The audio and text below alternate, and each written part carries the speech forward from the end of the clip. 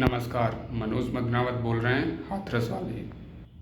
आज की जनरेशन की जो औरत हैं उनको आज़ादी चाहिए। मोबाइल पर लॉक रखने की आज़ादी, पति से आज़ादी, सास ससुर से आज़ादी, देवर जेठ से आज़ादी, ननद भौजाई से आज़ादी, बच्चे से आज़ादी, काम से आज़ादी, चूल्हा चौका से आज़ादी और बच्चों से आज़ादी का लेवल तो बहुत ही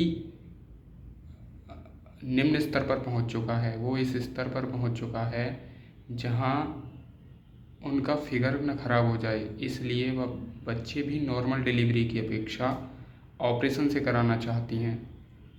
अब इतनी आज़ादी दी गई है उन्हें हर चीज़ से, तो जाहिर सी बात है कि बच्चे तो ऑपरेशन से ही होंगे। इस आज़ादी के कोलू में पिसता है तो सिर्फ आदमी। बेचारा शादी के कुछ साल तक तो मैनेज करने की कोशिश करता है कि मैं मैनेज कर लूँगा, कुछ समय बाद खुद सब कुछ ठीक हो जाएगा, लेकिन होता उसके उलट है, क्योंकि वह आज़ादी हद से ज़्यादा दे चुका होता है। और इस आज़ादी का सेलिब्रेशन वो औरत करती है चक्रवृद्धि ब्याज के साथ, यानी कि वो अब किसी की नहीं सुनती, सिर्फ और सिर्फ आज़ादी।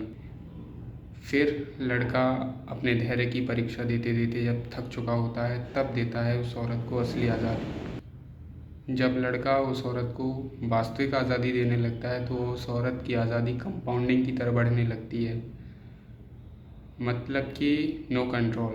लेकिन जब लड़का आज़ादी देता है तो समझ लो कि वो औरत गलत रास्ते पर जा चुकी है।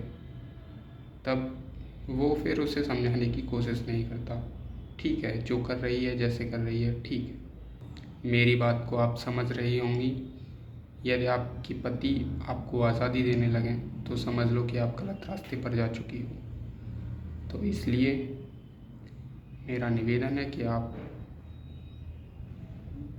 मिलजुल कर रहें और एक दूसरे को समझने की कोशिश करें। धन्यवाद।